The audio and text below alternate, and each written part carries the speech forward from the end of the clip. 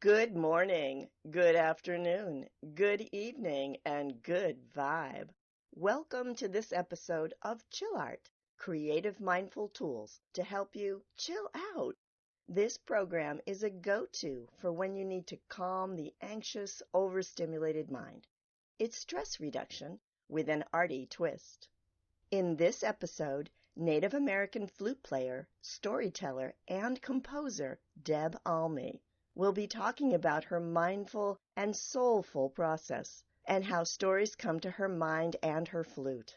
In addition, we will be listening to a delightful magical story, White Owl. After, we will be learning how to create watercolor feathers. They look amazing, but are super simple to paint. No artistic ability is required. Stick around and learn how to create them. So, let's begin. Hey y'all, my name is Deb Almy and I am a Native American flute player, as well as I create my own stories to go along with those flutes, the flute music, and sometimes vice versa. This process for me is a very quiet, calm process, and it occurs first thing in the morning. I get up a lot of times before even the sun is up, and it's that quiet moment between the night and dawn that a lot of times these thoughts end up coming to me, and they fall out onto the page that I have in front of me.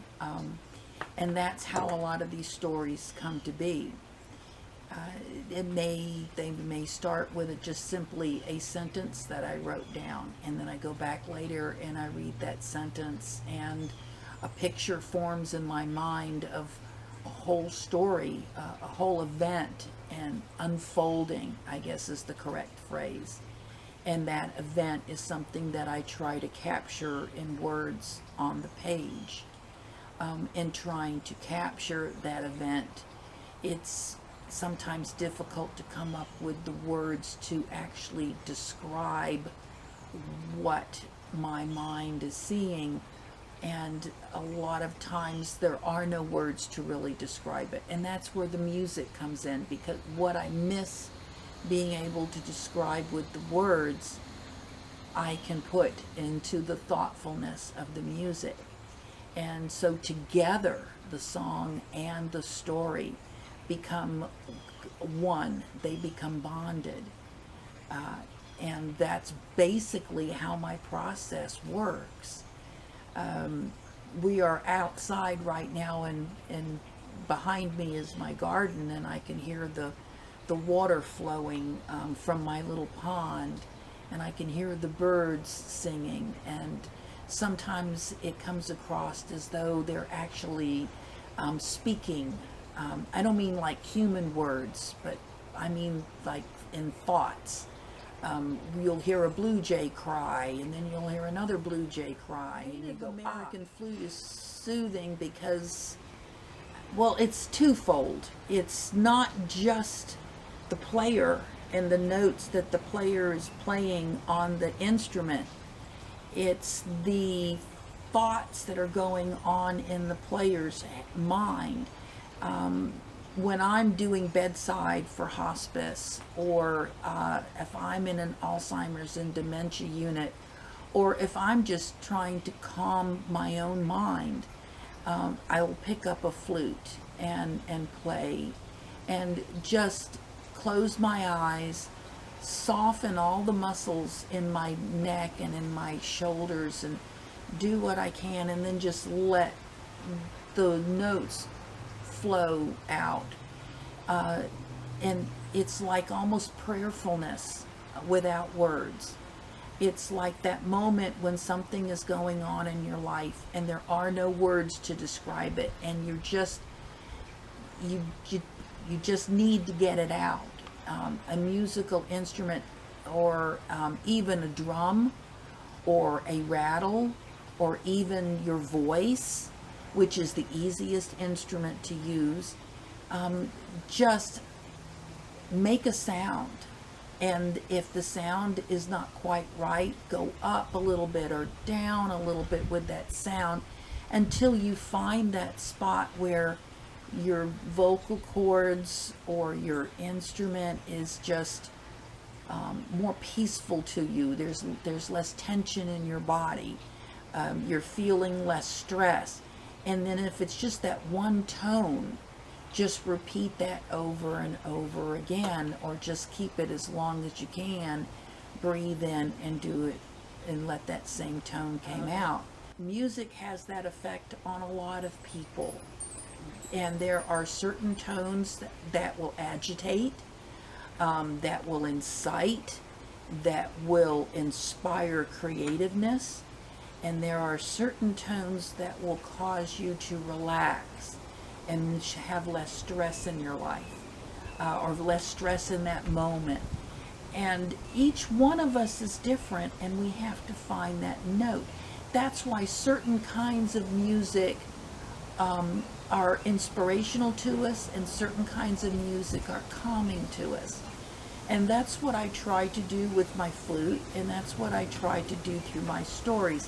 Some of my stories are to try to make you think, or to bring you into a moment where you actually create the story, because there's snippets of time. There's snippets of things that go on. They're not long. You in your mind get to create how this person got to this point, or what happened before, and you in your mind get to create what happens after this moment. So the story, and basically, is to help inspire you to allow yourself to come outside your own mind and create a bigger story around that small moment in time that I tried to catch with words and with the music in my stories on my CD Musings. Again, my name is Deb Almy, and if you would like to get in contact with me, you can do so through Riverwind Flute Circle, which is a Native American style flute circle that meets at the Leesburg Center for the Arts. Thank you for your time, and peace. Thank you so much, Deb. Next is a peaceful chill-out moment for you to relax while listening to Deb's story of White Owl from her CD, Musings. Then we will paint a fantasy feather with more of her soothing flute music in the background. There's a practice sheet of feather shapes that you can download from our website, leesburgarts.com/chillart. You can find it under episode 7. Print the sheet and trace the shapes, and soon you won't need it anymore. And now, the story of White Owl.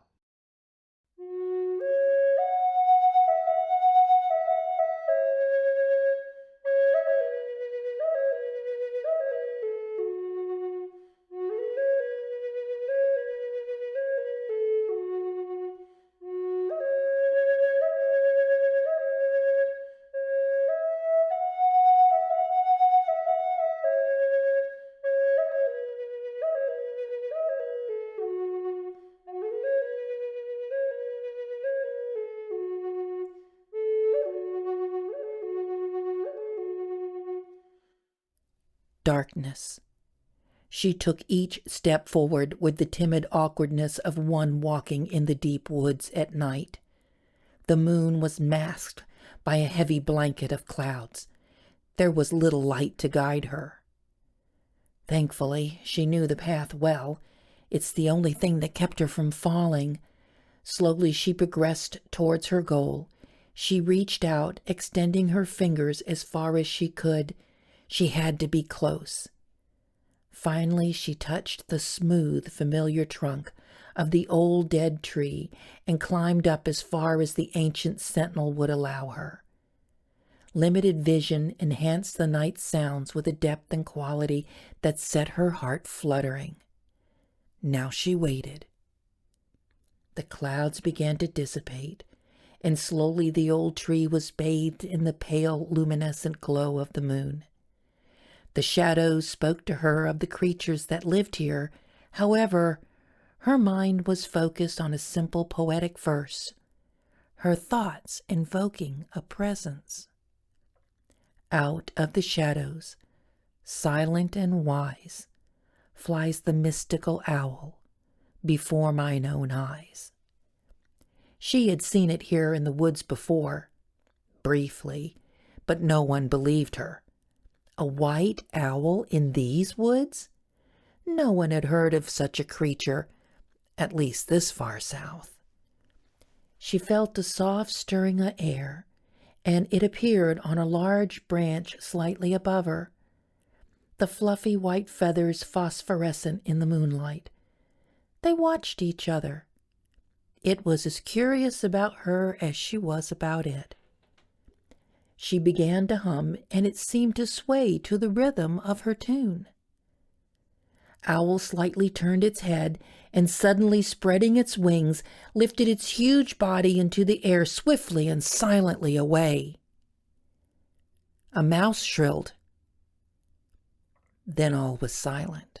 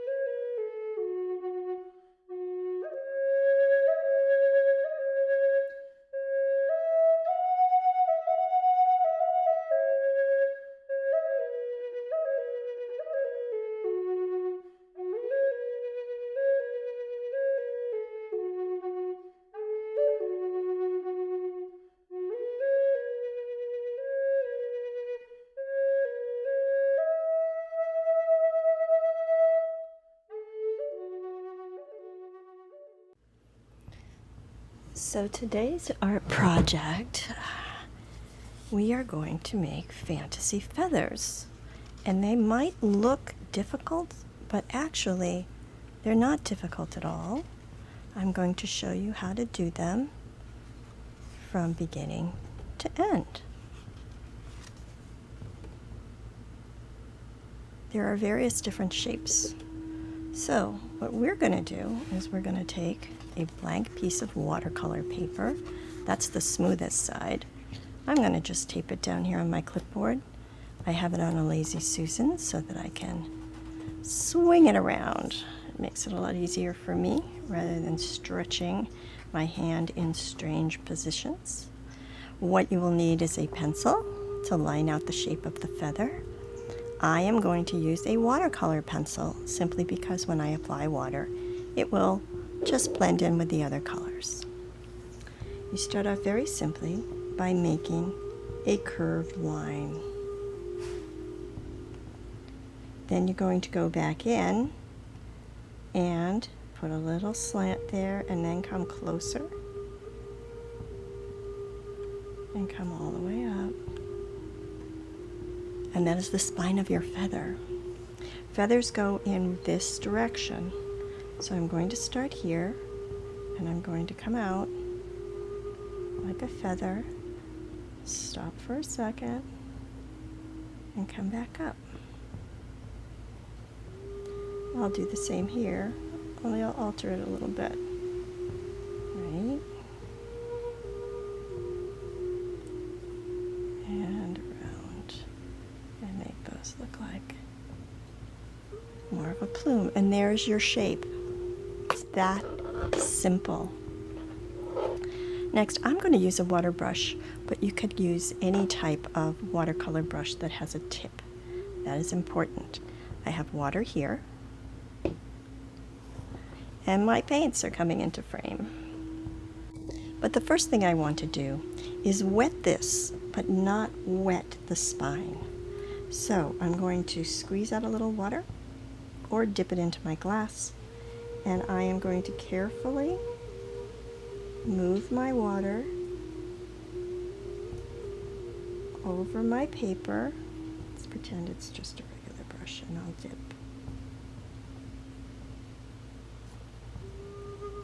And this is a wet on wet technique. It's lots of fun because the colors will bleed together. This is why I'm using this. I love to be able to turn things without turning my hand. So we'll just get all the feather area soaked wet. That's your step right now. Up to the gray line. Again, if you're using pencil, regular pencil, very, very lightly. Thin lines, draw those in. And here comes the rain.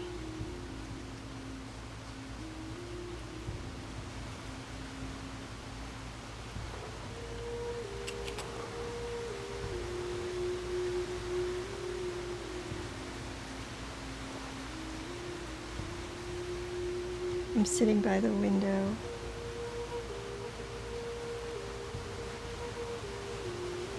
So you should hear the rain pretty well.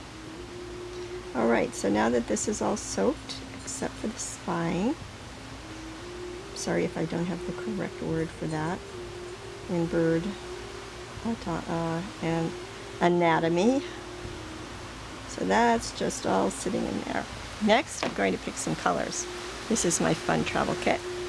It has my palette and different blocks of color. And they're still a little damp. So I thought I would try blue as one of my colors.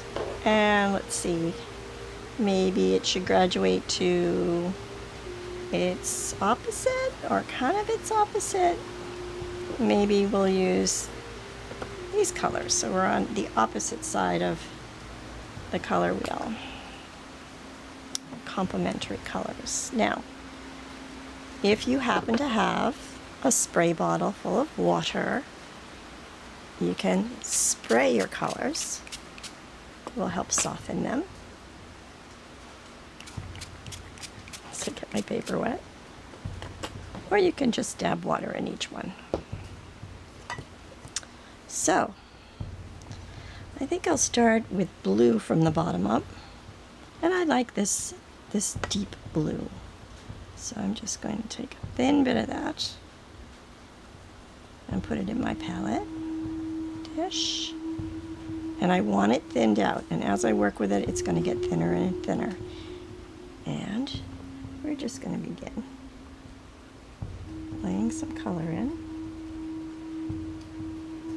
It helps to keep your brush strokes in the direction of how the feather grows. Feathers go from this way. They go from the spine on up. Along the spine.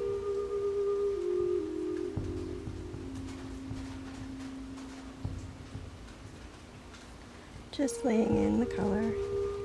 Ooh, that's nice.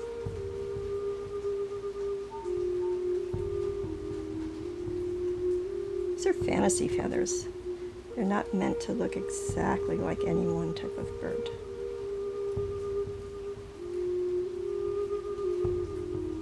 Yeah.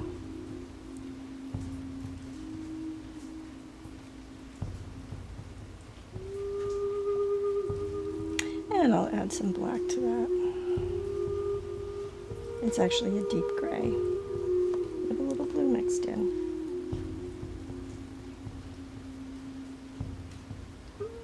To make it interesting.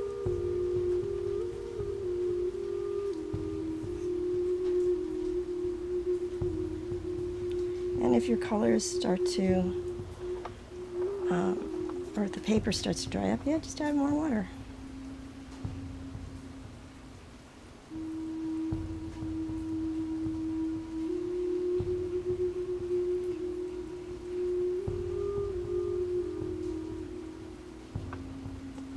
See, it's simple.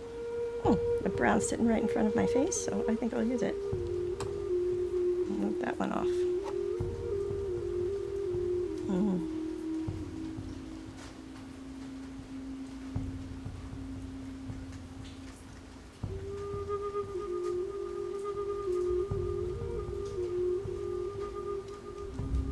Wow. I don't know if the microphone's picking up the rumbling of the thunder. How exciting!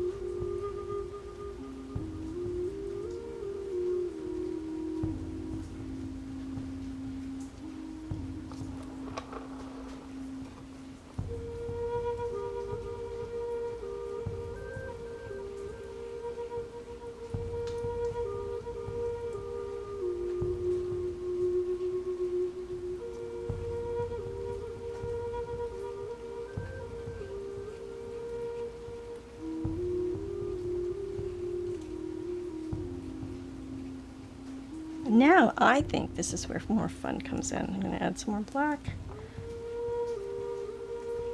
Give it some more character.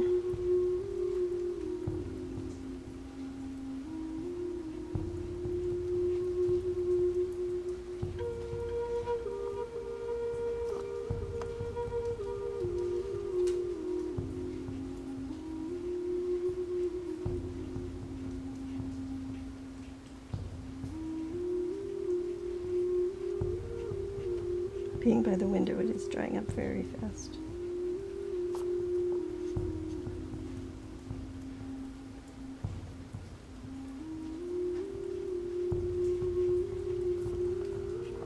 I want to add some more colors. I definitely want to add some more colors, so oops, I put a lot of blue in that. Didn't see what I did. I just dipped my whole pen in there. Paint pen here without cleaning it off. And I think we need some orange. This is a groovy bird's feather. Yeah, and then I'm going to blend the two together.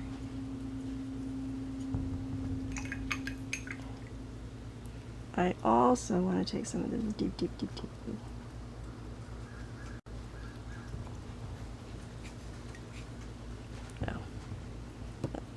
Here's, I have another one. It's a different color blue.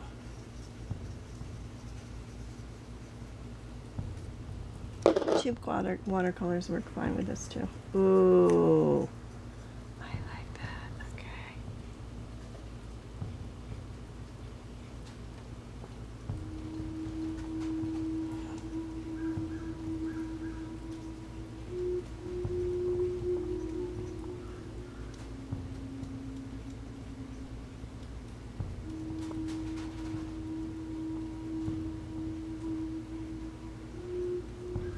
Supposed to have fun with it.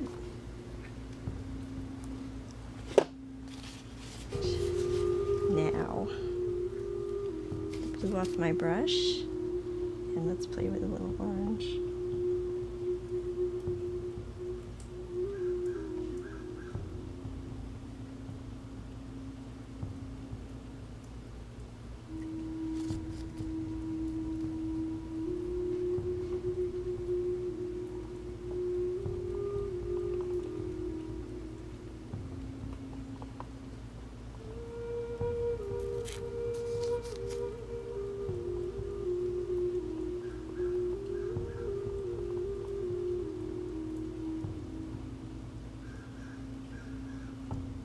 Ooh, fun.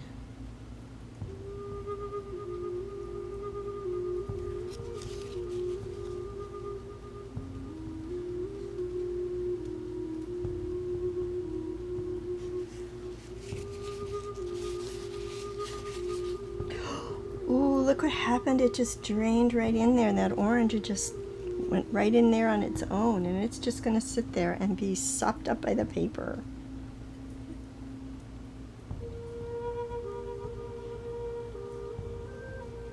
Beautiful. I suppose Q-tips wouldn't hurt, huh?